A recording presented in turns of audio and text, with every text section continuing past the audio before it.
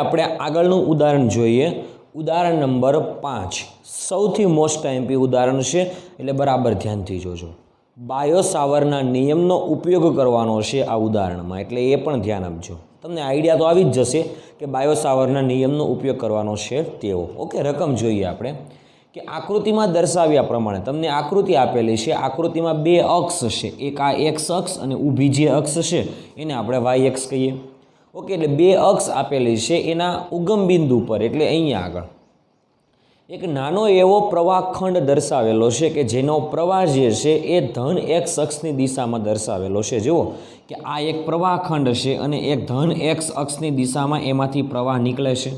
ખ્યાલ આવ્યો આ વસ્તુમાં? ઓકે, રકમ જુઓ કે આકૃતિમાં દર્શાવ્યા પ્રમાણે એક પ્રવાહખંડ ડેલ્ટા એલ કે જેની લંબાઈ છે પ્રવાહખંડની delta x into i caret, એટલે ધન આઈ એટલે કે ધન એક્સ અક્ષની દિશામાં પ્રવાહખંડની દિશા છે। ઓકે, ઉગમ બિંદુ પર મૂકેલો છે। ક્યાં મૂકેલો છે? યામ પદ્ધતિના ઉગમ બિંદુ પર, અને તેમાંથી 10 એમ્પિયરનો પ્રવાહ પસાર થાય છે। કેટલા એમ્પિયરનો પ્રવાહ? 10 એમ્પિયરનો પ્રવાહ પસાર થાય છે, જે આકૃતિમાં દર્શાવેલો છે। ઓકે, ચાલો જો, અને કઈ દિશામાં પ્રવાહ પસાર થાય છે? તો કે ધન એક્સ અક્ષની દિશામાં પ્રવાહ પસાર થાય છે। ઓકે, તો વાય અક્ષ પર એટલે કે આ ધન એક્સ અક્ષને લંબ વાય અક્ષ પર 0.5 મીટર અંતરે ચુંબકીય ક્ષેત્ર કેટલું હશે તે મેળવવાનું છે। અને તમને ડેલ્ટા એક્સ એટલે પ્રવાહખંડની લંબાઈ તમને આપેલી છે 1 સેન્ટીમીટર। આપણે પહેલાં પ્રથમ વાત કરી દઈએ પ્રવાહખંડની લંબાઈ, પ્રવાહખંડની લંબાઈ કે જેને કીધેલું છે ડેલ્ટા સદિશ એલ, ડેલ્ટા સદિશ એલ અથવા ડીએલ પણ કહી શકાય। કેટલા છે? ડેલ્ટા એક્સ આઈ કેરેટ, ડેલ્ટા એક્સ આઈ કેરેટ એટલે ધન એક્સ અક્ષની દિશામાં છે, તો ડેલ્ટા એક્સ બરાબર 1 સેન્ટીમીટર મૂકી દઈએ તો આપણો જવાબ આવશે ડીએલ સદિશ is equal to 1 centimetre, centimetre એટલે 10⁻² મીટર, કયો કેરેટ આવશે? આઈ કેરેટ। તો સદિશ ડેલ્ટા સદિશ ડીએલ એટલે સૂક્ષ્મ લંબાઈ ખંડ અથવા પ્રવાહખંડ પણ કહેવાય કે જેનું મૂલ્ય આપણને મળી ગયું છે 1 × 10⁻² મીટર। ખ્યાલ આવ્યો આ વસ્તુમાં? ઓકે, પ્રવાહનું મૂલ્ય આપેલું છે 10 એમ્પિયર, આઈ બરાબર આપણે કહી શકાય તે પ્રમાણે 10 એમ્પિયર। ઓકે, હવે કેટલા અંતરે પૂછેલું છે? તો કે પ્રવાહખંડથી વાય અક્ષ પર 0.5 સેન્ટીમીટર 0.5 મીટર અંતરે, એટલે આપણને પ્રવાહખંડથી જે બિંદુએ ક્ષેત્ર મેળવવાનું છે તે બિંદુનો સ્થાન સદિશ આપેલો છે કે જે છે 0.5 મીટર। એટલા માટે કહી શકાય કે સ્થાન સદિશ આર બરાબર કેટલા છે? તો કે 0.5। કયો કેરેટ આવશે? જે કેરેટ, કારણ કે કઈ અક્ષમાં છે? વાય અક્ષમાં, વાય અક્ષમાં એટલે આપણે કહી શકાય કે કયો કેરેટ આવશે? જે કેરેટ આવશે। આગળ વાત કરીએ, ઇન્ટુ શું આવશે? મીટર, કારણ કે એકમ શેમાં છે? મીટરમાં છે।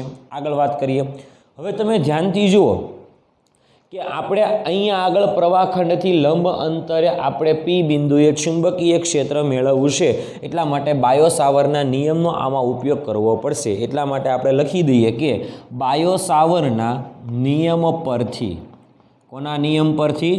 બાયો સાવરના ચુંબકીય ક્ષેત્રના સૂત્ર પરથી, ધ્યાન આપજો બરાબર। ઓકે, આઈડીએલ એટલે કે પ્રવાહખંડની દિશા આમ છે અને સ્થાન સદિશ આમ છે। તમે ધ્યાનથી જોશો તો આ બંને વચ્ચેનો જે ખૂણો છે થીટા એ કેટલા અંશનો થાય છે? તો કે 90 અંશનો થાય છે।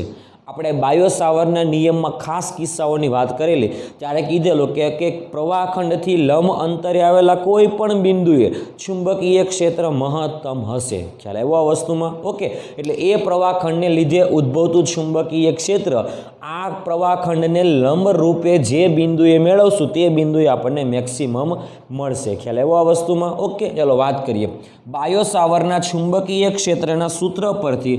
સૂત્ર હતું બાયો સાવરના ચુંબકીય ક્ષેત્રનું સૂક્ષ્મ પ્રવાહખંડને લીધે ઉદ્ભવતું ચુંબકીય ક્ષેત્ર બી બરાબર સૂત્ર હતું μ0/4π આઈડીએલ ક્રોસ સદિશ આરના છેદમાં આર ક્યુબ.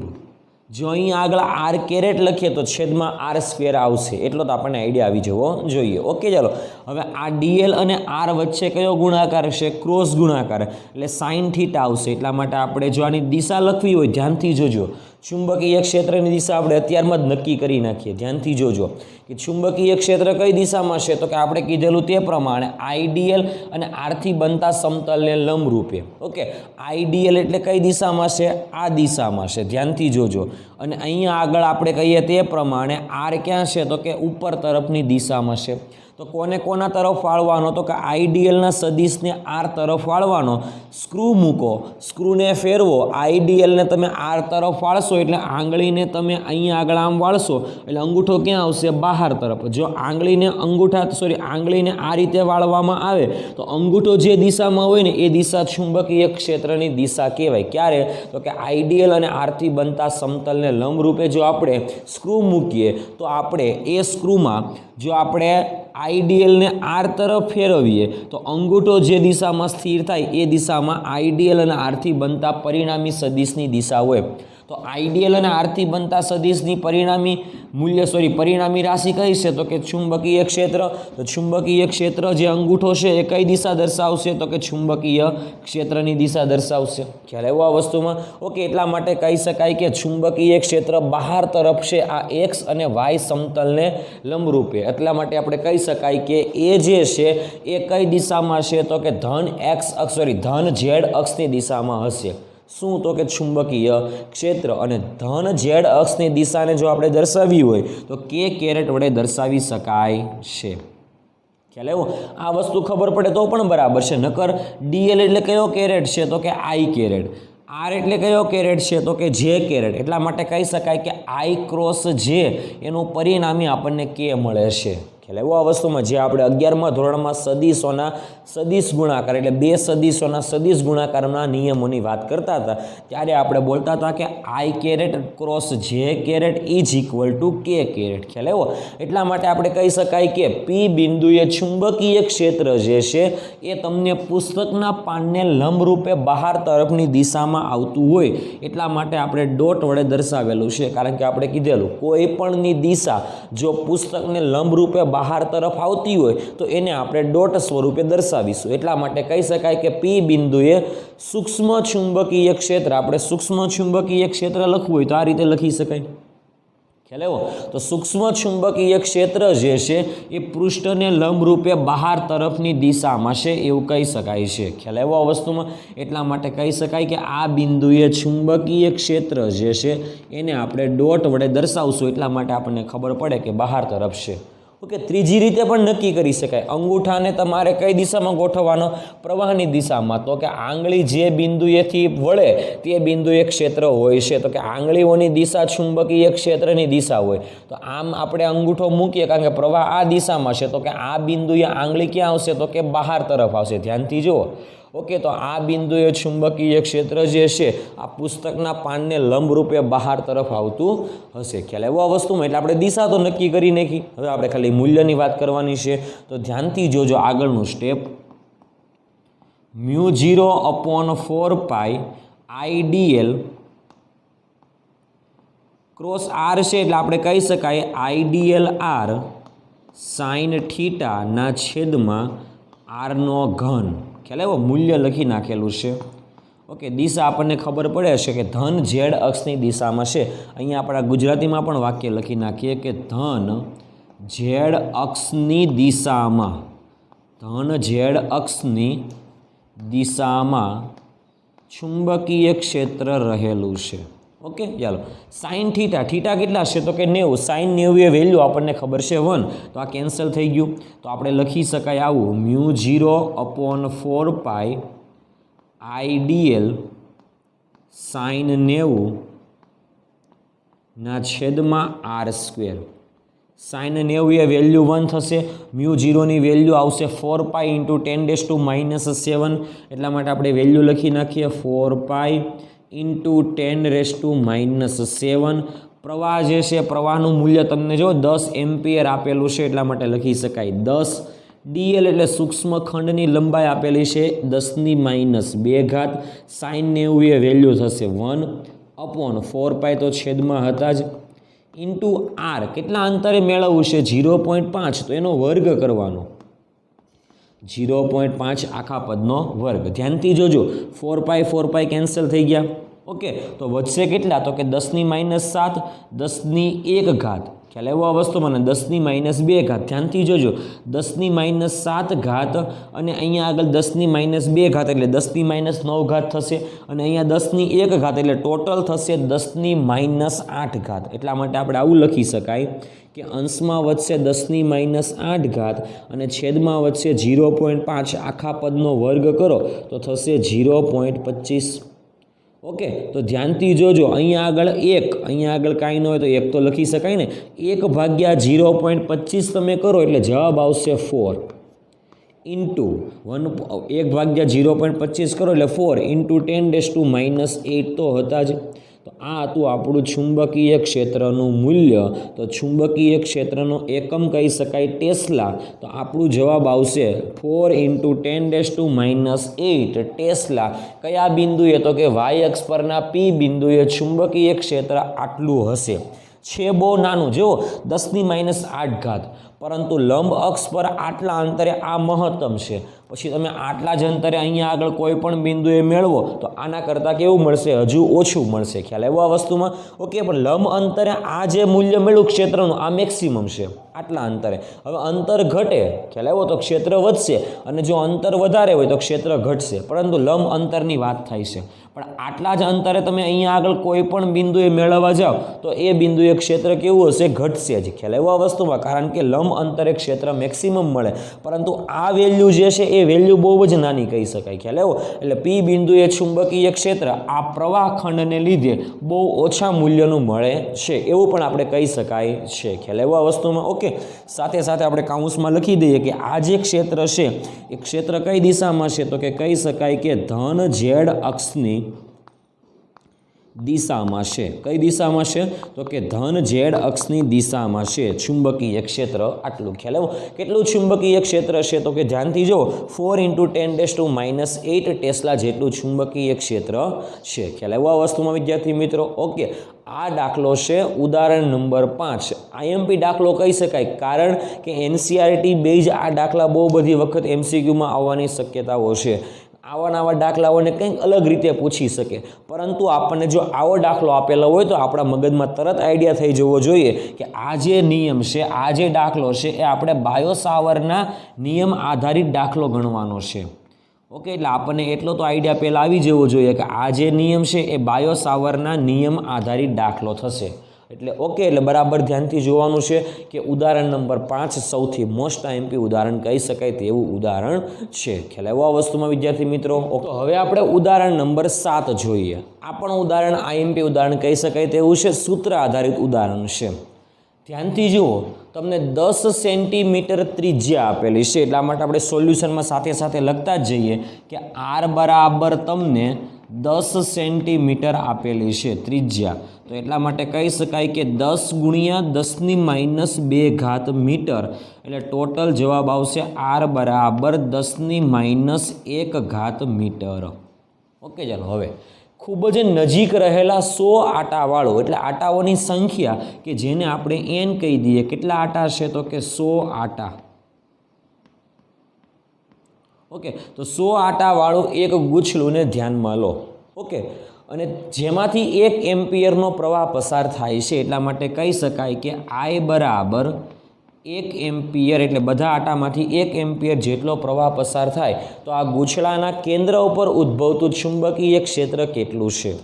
ख्याल आव्यो आपणे आगळ वात करेली के एक रिंग होय अने ए रिंगना केंद्र उपर चुंबकीय क्षेत्र आपणे वात करेली आगळ के बायो-सावर्ना नियम आधारित पहेलो उपयोग के वर्तुळाकार रिंगने कारणे केंद्र उपर उद्भवतुं चुंबकीय क्षेत्र पहेला आपणे अक्ष परना बिंदुए मेळवेलुं। ख्याल आव्यो अने ए सूत्रमां आपणे केंद्र उपर मूकवुं हतुं तेना माटेनो खास किस्सो जोयेलो अने ए केंद्र उपर चुंबकीय क्षेत्र केटलुं होय ए पण आपणे खबर हती μ0 I ना छेदमां 2r जेटलुं होय। पण जो आटाओनी संख्या n होय तो क्षेत्र n गणुं थाय तो अहींया आगळ ए ज छे એટલા માટે આપણે વાક્ય લખી શકાય કે n आटावाळा વર્તુળાકાર લૂપને લીધે કેન્દ્ર પર ઉદ્ભવતું ચુંબકીય ક્ષેત્ર કેટલું હોય તો કે એને આપણે બી બરાબર સૂત્ર હતું μ0 NI ના છેદમાં 2R જેટલું હોય. કેટલું હોય? μ0 NI ના છેદમાં 2R જેટલું હોય. આપણે વેલ્યુ મૂકી દઈએ μ0ની વેલ્યુ છે 4 પાઈ ઇન્ટુ 10⁻⁻7 ઇન્ટુ આટાઓની સંખ્યા છે 100 આટા. 100 આટા એટલે એને કહી શકાય 10⁻2 ક્રોસ પ્રવાહ જે છે એ 1 એમ્પિયર જેટલો પ્રવાહ છે. ખ્યાલ આવ્યો આ વસ્તુમાં? અપોન 2 ઇન્ટુ આર ત્રિજ્યા તમને આપેલી છે ખાલી 10⁻1 ઘાત. ખ્યાલ આવ્યો? હવે 2 કેન્સલ થઈ જશે, ધ્યાનથી જોજો. ઉપર 2 વધશે તો ઉપર શું વધશે? ધ્યાનથી જુઓ, 2 પાઈ ક્રોસ ઘાત વધશે 10⁻7 અને અહીંયા 2 નીચે -1 ઉપર આવે તો 10⁻1 ઘાત એટલે 2 ને 1 3 ઘાત. 7 ઘાતમાંથી 3 ઘાત બાદ થશે તો -4 ઘાત વધશે તો 2 પાઈ ઇન્ટુ 10⁻⁻4 ટેસ્લા થશે. 2 ગુણ્યા પાઈની વેલ્યુ 3.14 એટલે 2 ગુણ્યા 3.14 કરશું એટલે આપણને ચુંબકીય ક્ષેત્ર મળશે 6.28 ગુણ્યા 10⁻⁴ ટેસ્લા જેટલું ચુંબકીય ક્ષેત્ર ક્યાં મળશે તો કે ગૂંચલા જે છે એન આટા 100 આટાવાળું ગૂંચલું એના કેન્દ્ર ઉપર ચુંબકીય ક્ષેત્ર જે છે એ આટલું મળશે. ખ્યાલ આવ્યો આ વસ્તુમાં? 100 આટાના કેન્દ્ર ઉપર ચુંબકીય ક્ષેત્ર જે છે એ કેટલું હશે તો કે 6.28 ઇન્ટુ 10⁻⁴ ટેસ્લા જેટલું હશે. ખ્યાલ આવ્યો આ વસ્તુમાં વિદ્યાર્થી મિત્રો? ઓકે, એટલે સાવ નાના કોન્સેપ્ટનો દાખલો હતો. આવા પણ દાખલા MCQમાં પૂછાય છે. ખ્યાલ આવ્યો? એટલે MCQ બેઝ દાખલો છે અને ક્યારેક 2 માર્ક્સમાં પણ દાખલો પૂછી નાખે જો પેપરમાં તમારે સરળતા રૂપે પેપર હોય તો. ખ્યાલ આવ્યો આ વસ્તુમાં? ઓકે, એટલે IMP દાખલો છે, થોડોક મગજ વાપરવાનો છે અને ખાલી સૂત્ર મૂકીને આપણે કિંમત લાવવાની છે. ખ્યાલ આવ્યો આ વસ્તુમાં વિદ્યાર્થી મિત્રો? ઓકે, તો આ તો આપણો ઉદાહરણ નંબર 7. ખ્યાલ આવ્યો આ વસ્તુમાં? ઓકે, હવે સેમ આના જેવો જ પરંતુ કંઈક અંક બદલાવી નાખેલા છે અને એવો જ દાખલો સ્વાધ્યાયનો પહેલો દાખલો તમને આપેલો છે. જુઓ, સેમ એના જેવો જ દાખલો. અહીંયા આગળ ત્રિજ્યા 10 સેન્ટીમીટર હતી, ત્રિજ્યા 8 સેન્ટીમીટર કરેલી છે. એટલે આપણે સોલ્યુશન લખતા પહેલાં આપણે શું કરવું પડે તો કે ત્રિજ્યા લખી નાખીએ. ચાલો, ત્રિજ્યા કેટલી છે? R બરાબર 8 સેન્ટીમીટર. એટલે આપણે ડાયરેક્ટ કહી શકાય કે 8 ગુણ્યા 10⁻2 ઘાત મીટર કહી દઈએ. ઓકે, આ વાત કરીએ આગળ. 100 આટા, આમાં પણ આટાઓની સંખ્યા 100 હતી એટલે n બરાબર આપણે કહી શકાય કે 100 આટા છે. એટલે આટાઓની સંખ્યા કેટલી છે? 100. તારના એક ગૂંચળામાંથી 0.40 એમ્પિયરનો પ્રવાહ પસાર થાય. આમાં 1 એમ્પિયર હતો, આમાં પ્રવાહ પસાર થાય છે 0.40 એમ્પિયરનો પ્રવાહ પસાર થાય છે. આગળ તો ગૂંચળાના કેન્દ્ર પાસે ચુંબકીય ક્ષેત્ર કેટલું હશે? તો સૂત્ર એ જ વાપરવાનું કે n આટાવાળા વર્તુળાકાર લૂપને લીધે કેન્દ્ર ઉપર ઉદ્ભવતું ચુંબકીય ક્ષેત્ર. એટલા માટે લખી શકાય કે n આટાવાળા વર્તુળાકાર લૂપને લીધે કેન્દ્ર પર ઉદ્ભવતું ચુંબકીય ક્ષેત્ર કેટલું હશે તો કે સૂત્ર હતું આપણી પાસે B બરાબર μ0 NI ના છેદમાં 2R. ખ્યાલ આવ્યો? μ0ની વેલ્યુ આપણને ખબર છે 4 પાઈ ઇન્ટુ 10⁻⁷ ક્રોસ આટાઓની સંખ્યા 100 એટલે 10⁻2 પ્રવાહ 0.40 એમ્પિયરના છેદમાં 2 R જે છે ત્રિજ્યા આપણને આપેલી છે 8 ગુણ્યા 10⁻2 ઘાત. ખ્યાલ આવ્યો આ વસ્તુમાં? ઓકે, હવે ધ્યાનથી જોજો તમે અહીંયા આગળ કે આને જો આપણે લખવું હોય તો આ રીતે લખી શકાય. 4 પાઈમાંથી અહીંયા 2 કેન્સલ એટલે 2 વધશે. હવે 2 ઇન્ટુ 0.40, આ 0.40 જે છે એને આપણે પોઈન્ટમાં ખસેડવાનો છે તો આપણે લખી શકાય અહીંયા આગળની વેલ્યુ 2 પાઈ ઇન્ટુ 10⁻⁻7 ઇન્ટુ 2 એટલે -5. નીચેથી ફરીવાર 2 ઉપર આવશે, ધ્યાનથી જોજો. અહીંયા આગળ -2, અહીંયા આગળ -2 એટલે ઉપર જાય એટલે +2 થશે, એટલે 10⁻⁴. 10⁻⁻7 અને 10⁻⁴ એટલે વધશે 10⁻³ ક્રોસ. હવે ધ્યાનથી જોજો, અહીંયા આગળ શું કહી શકાય તો કે 0.40 એને આપણે આવું કહી શકાય કે 40/100 એટલે 10⁻2 લખી શકાય. ઓકે, ઇન્ટુ 8 ઇન્ટુ 10⁻2 તો કેન્સલ થઈ ગયા છે. ઓકે, એટલે 8 ઇન્ટુ 10⁻2 થશે. ઓકે, હવે ધ્યાનથી જોજો, અહીંયા આગળ 40, અહીંયા આગળ 100, આ ઉપર જાય તો એવું કહી શકાય 10⁻⁻5.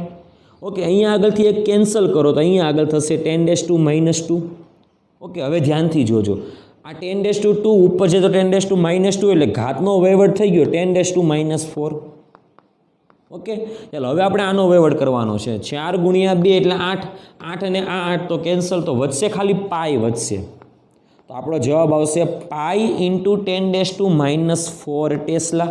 હવે આપણે પાઈની કિંમત મૂકી દઈએ. પાઈની કિંમત આપણને ખબર છે 3.14 ગુણ્યા આ તો 10⁻⁴ તો હતા જ, ટેસ્લા થઈ ગયું. તો આ આપણને ચુંબકીય ક્ષેત્ર મળી ગયું. કેન્દ્ર ઉપર ઉદ્ભવતું ચુંબકીય ક્ષેત્ર કેટલું છે તો કે 3.14 ગુણ્યા 10⁻⁴ ટેસ્લા જેટલું આ 100 આટાઓને કારણે કેન્દ્ર ઉપર ઉદ્ભવતું ચુંબકીય ક્ષેત્ર મળી ગયું. ખ્યાલ આવ્યો આ વસ્તુમાં? ઓકે, એટલે આ જેવો દાખલો હતો, સેમ કટ કોપી પેસ્ટ આ દાખલો હતો.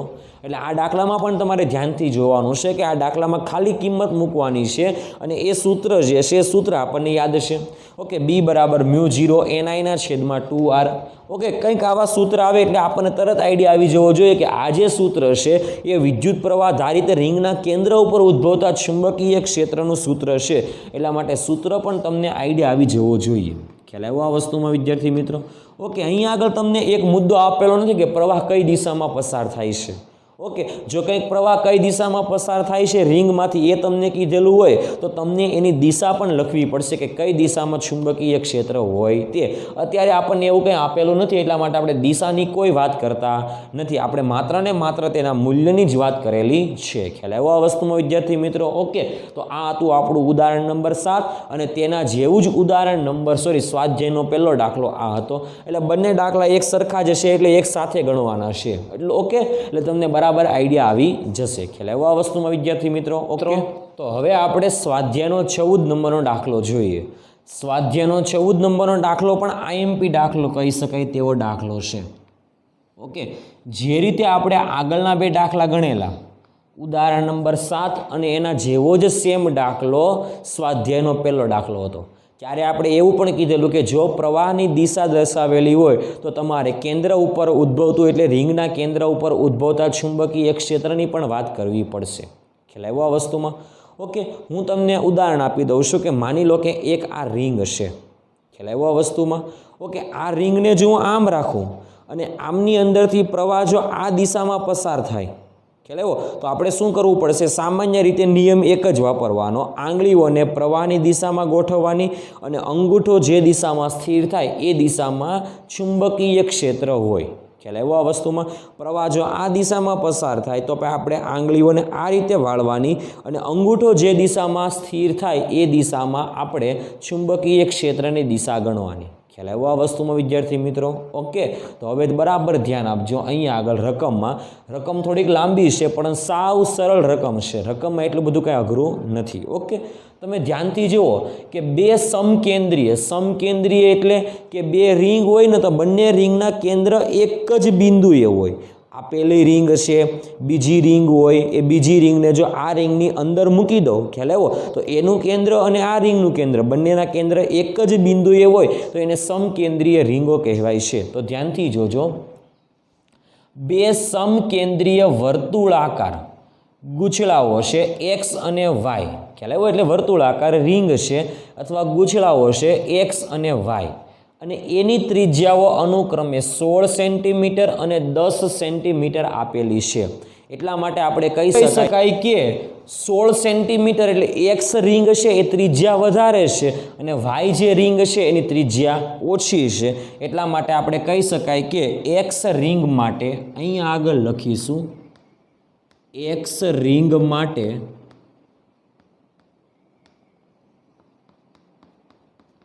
અને એની બાજુમાં આપણે વાય રિંગ માટેની વાત કરીશું. બે રિંગ છે એટલે ઓકે, એકમાં આપણે એક્સ રિંગ માટેની વાત કરીશું, એકમાં આપણે વાય રિંગ માટેની વાત કરીશું. એક્સ રિંગ જે છે નામ આપેલું છે એની ત્રિજ્યા કે જેને આપણે આર એક્સ કહી દઈએ, ધ્યાનથી જોજો. આર એક્સ એટલે એક્સ રિંગ માટેની ત્રિજ્યા 16 સેન્ટીમીટર એટલે કહી શકાય કે 16 × 10⁻² મીટર.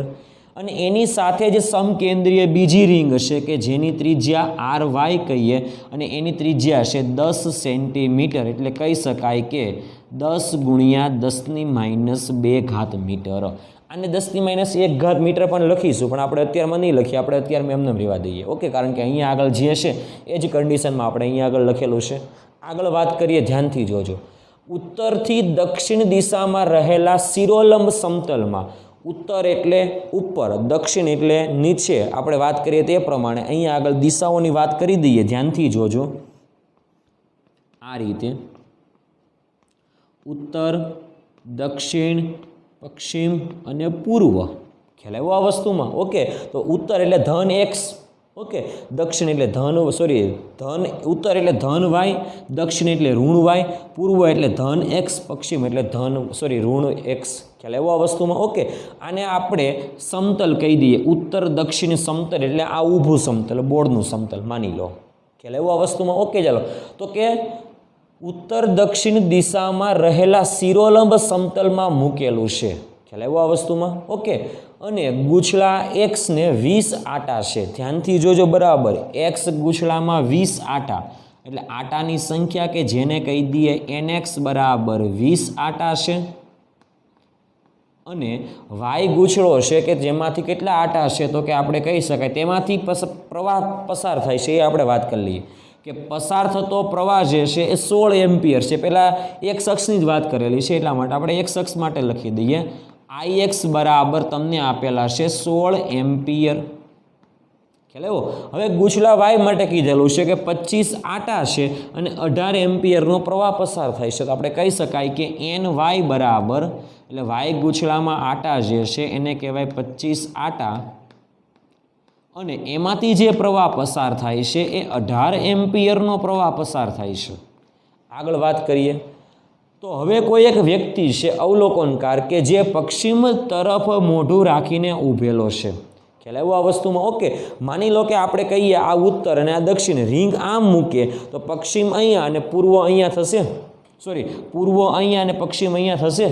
ખ્યાલ આવ્યો આ વસ્તુમાં? આ ઉત્તર દક્ષિણ દિશામાં સમતલ રાખેલું છે અને હું અહીંયા ઊભો છું, અવલોકનકાર. ખ્યાલ આવ્યો આ વસ્તુમાં? ઓકે, અવલોકનકાર અહીંયા ઊભો છે પરંતુ એનું મોઢું કઈ દિશામાં છે, તો કે ધ્યાનથી જોજો કઈ દિશામાં છે, પશ્ચિમ તરફની દિશામાં છે. એટલા માટે ખાસ આ યાદ રાખવાનું છે કારણ કે આ જ મોસ્ટ આઈએમપી પોર્શન છે કે પશ્ચિમ તરફ મોઢું રાખીને ઊભેલો એક અવલોકનકારની દ્રષ્ટિએ, ધ્યાન આપજો બરાબર, અવલોકનકારની દ્રષ્ટિ, અવલોકનકાર આ બંને રિંગને જોવે છે. એક રિંગ મોટી એક્સ આ છે અને એની અંદર વાય રિંગ નાની છે. ખ્યાલ એ જોવે છે બંને રિંગને. ઓકે, બંને રિંગના કેન્દ્ર એક છે એટલે સમકેન્દ્રીય રિંગો છે અને એક રિંગ જે છે એક્સ રિંગ, એમાં આટાઓની સંખ્યા વધારે છે, આટાઓની સંખ્યા જે છે એ 20 આટા છે અને બીજી રિંગ છે એમાં આટાઓની સંખ્યા 25 છે. ખ્યાલ એટલે બંને રિંગને જોવે છે. તો ધ્યાનથી જોજો શું કરે છે એ નક્કી કે અવલોકનકારની દ્રષ્ટિએ એક્સ જે રિંગનું ગૂંચળું છે કે તેમાંથી પસાર થતો પ્રવાહ વિષમઘડી દિશામાં છે અને વાયમાંથી પસાર થતો પ્રવાહ સમઘડી દિશામાં છે. આ જે 3 મુદ્દા છે, 3 મુદ્દાને ખાસ યાદ રાખવાના છે અને સમજવાના પણ છે કે કઈ રીતે રિંગ રાખેલી હશે તે. ખ્યાલ આવ્યો આ વસ્તુમાં? ઓકે, અહીંયા ઉત્તર, અહીંયા દક્ષિણ. જો તમે આમ ઊભા રહો, રિંગને બોર્ડના સમતલમાં રાખો તો તમારે પશ્ચિમ પાછળ લેવાનું ને પૂર્વ આગળ લેવાનું, તો પછી આપણે આ રીતે ઊભું રહેવું પડશે. ખ્યાલ આવ્યો આ વસ્તુમાં? જો આપણે આ રીતે જ ઊભા રહીએ બરાબર દેખાય તે રીતે, તો અહીંયા આગળ આપણે પૂર્વ અને અહીંયા આગળ પશ્ચિમ, તો મોઢું આપણું આ દિશામાં છે. કઈ દિશામાં છે, તો કે પશ્ચિમ તરફની દિશામાં છે. ખ્યાલ આવ્યો આ વસ્તુમાં? ઓકે, તો હવે શું કરવાનું આપણે? ધ્યાનથી જોજો કે અવલોકનકાર ઊભો છે, ઓકે, રિંગમાંથી પ્રવાહ પસાર થાય છે. અવલોકનકારી એવું કહે છે કે એક્સમાંથી પ્રવાહ જે છે એ એક્સમાંથી પ્રવાહ જે છે એ વિષમ ઘડી દિશામાં છે. માની લો કે આ રિંગ એક્સનું ગૂંચળું છે કે જેમાંથી પ્રવાહ વિષમ ઘડી દિશામાં છે. ખ્યાલ આવ્યો આ વસ્તુમાં? વિષમ ઘડી દિશા એટલે આપણે કહીએ તે પ્રમાણે આ દિશા. ખ્યાલ આવ્યો આ વસ્તુમાં? એટલે મોટી રિંગમાંથી પ્રવાહ વિષમ ઘડી દિશામાં, એની આકૃતિ જો આ રીતે દર્શાવેલી છે. 3 ડાયમેન્શનમાં આકૃતિ છે, તમારે આ રીતે સમજવાની છે. મોટી રિંગ છે એમાંથી પ્રવાહ વિષમ ઘડી દિશામાં છે. તો ધ્યાનથી જુઓ કે વિષમ ઘડી દિશામાં છે. ખ્યાલ આવ્યો? અને જે નાની રિંગ છે એટલે વાય જે રિંગ છે કે જેની ત્રિજ્યા નાની છે એમાંથી પ્રવાહ સમઘડી દિશામાં છે. એટલે આમાંથી પ્રવાહ સમઘડી દિશામાં. એટલે ધ્યાનથી જુઓ, નાની રિંગમાંથી પ્રવાહ સમઘડી દિશામાં છે. ખ્યાલ આવ્યો આ વસ્તુમાં? 3 ડાયમેન્શનમાં આકૃતિ છે એટલે બરાબર કલ્પના કરવાની છે. અને આ જે સમતલ છે એ ઉત્તર દક્ષિણ સમતલ છે એવું કહી શકાય.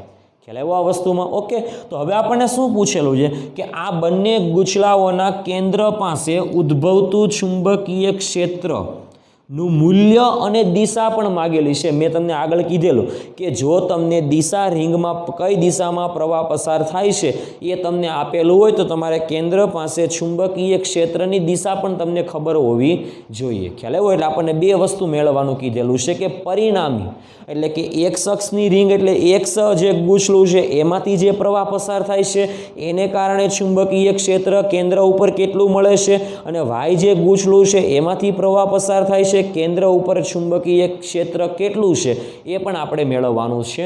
અને બંનેને કારણે કેન્દ્ર ઉપર પરિણામી ક્ષેત્ર કેટલું છે એ પણ આપણે મેળવવાનું છે. અને પરિણામી ક્ષેત્રની દિશા કઈ છે એ પણ આપણે મેળવવાનું છે. ખ્યાલ આવ્યો? એટલે બહુ બધી વસ્તુ મેળવવાની થશે. એટલે ધ્યાનથી જો, દાખલો સાવ ઇઝી છે, કોન્સેપ્ટ પણ સાવ ઇઝી છે. ખ્યાલ આવ્યો? આપણે કોન્સેપ્ટ કયો વાપરવાનો પહેલાં કે એક્સ આટા જે છે, એક્સ આટાવાળી રિંગ એટલે કે જેની ત્રિજ્યા R1 એટલે કે આપણે એને મોટી ત્રિજ્યા કીધી, તો કે મોટી ત્રિજ્યાવાળું જે ગૂંચળું છે એમાં n આટા છે અને એ આટાઓને કારણે કેન્દ્ર ઉપર ચુંબકીય ક્ષેત્ર કેટલું છે તે.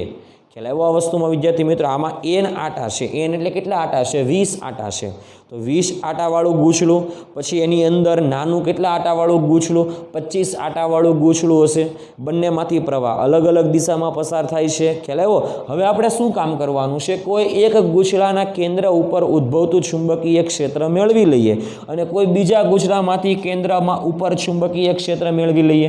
ઓકે, બંને ક્ષેત્રમાં આપણે કંઈક આગળ વાત કરીશું ત્યારબાદ. ઓકે, અત્યારે આપણે શું કામ કરવાનું છે તો કે એક્સ રિંગ જે છે અથવા એક્સ ગૂંચળું જે છે એ ગૂંચળાના કેન્દ્ર ઉપર ઉદ્ભવતું ચુંબકીય ક્ષેત્ર કે જેને આપણે કહી દઈએ BX. ઓકે, તો વાય ગૂંચળું છે એના કેન્દ્ર ઉપર ઉદ્ભવતું ચુંબકીય ક્ષેત્ર કે જેને આપણે કહી દઈશું BY. ધ્યાનથી જોજો, BX કે જેનું સૂત્ર હતું આપણી પાસે μ0 Ni/2R. ખ્યાલ આવ્યો? આટાઓ જે છે એની સંખ્યા NX, કારણ કે એક્સ ગૂંચળું છે, પ્રવાહ છે એ IX, ત્રિજ્યા છે એને RX કહી શકાય. ઓકે, અને કેન્દ્ર ઉપર ઉદ્ભવતું ચુંબકીય ક્ષેત્ર કે જેને BX કહી શકાશે. ખ્યાલ આવ્યો આ વસ્તુમાં? આગળ વાત કરીએ BYમાં, તો BYમાં પણ સૂત્ર એ જ આવશે μ0 આટાઓની સંખ્યા NY, પ્રવાહ પસાર થાય એને IY કહેવાય, છેદમાં 2 ત્રિજ્યા છે એને RY કહી શકાશે. ખ્યાલ આવ્યો આ વસ્તુમાં?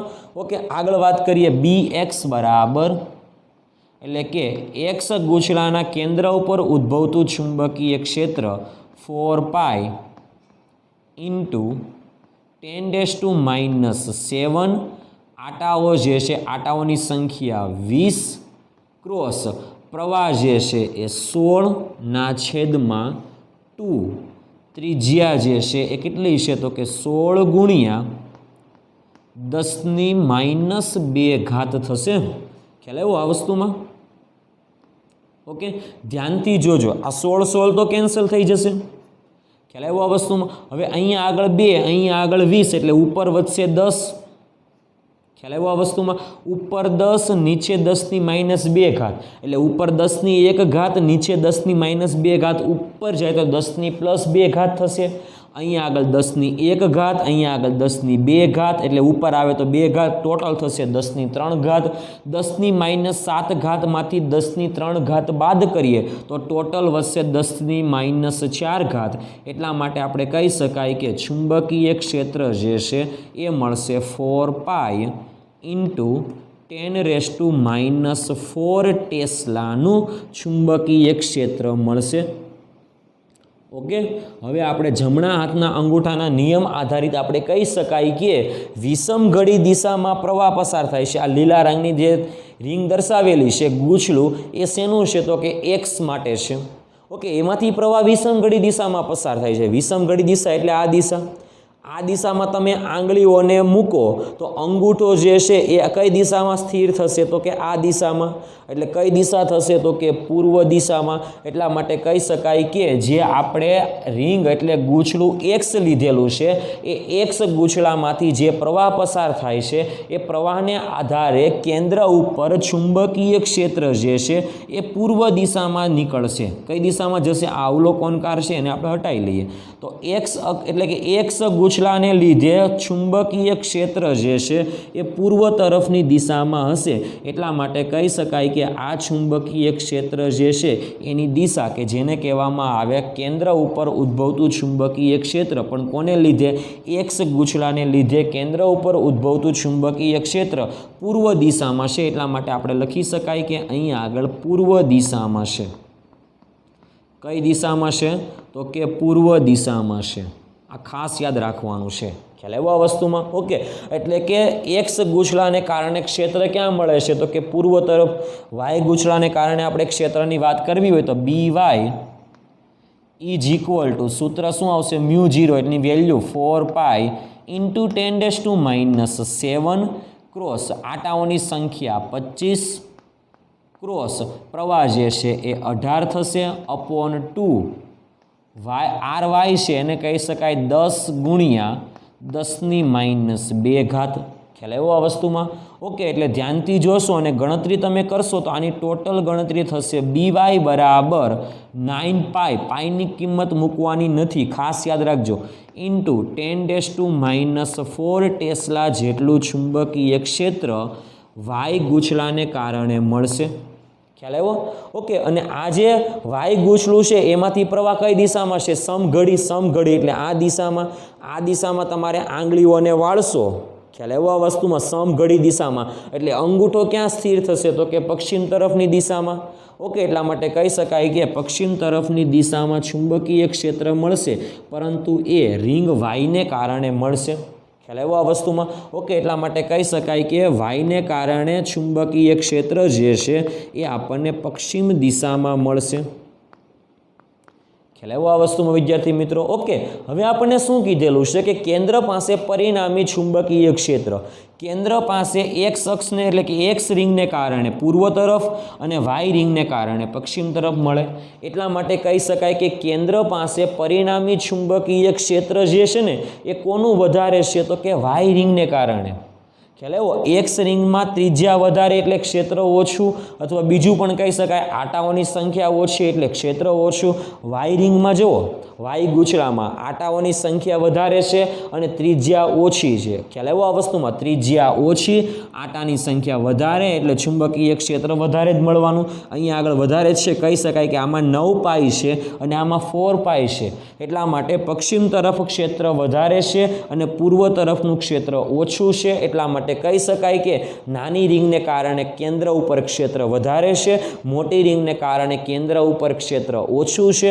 માટે કહી શકાય કે પરિણામી ચુંબકીય ક્ષેત્ર માટે કહી શકાય કે કેન્દ્ર પાસે પરિણામી ચુંબકીય ક્ષેત્ર પરિણામી ચુંબકીય ક્ષેત્ર કે જેને આપણે બી કહી શકાય, તો વધારેમાંથી ઓછું બાદ કરવાનું એટલે કહી શકાય કે BY માંથી BX બાદ કરી દેવાના. ખ્યાલ આવ્યો આ વસ્તુમાં? વધારે ક્ષેત્રમાંથી ઓછા ક્ષેત્રને બાદ કરવાનું છે.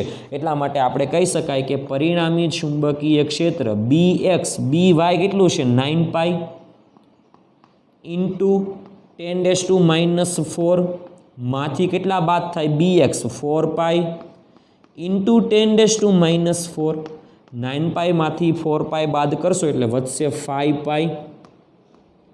ઇન્ટુ 10⁻⁻4 થશે।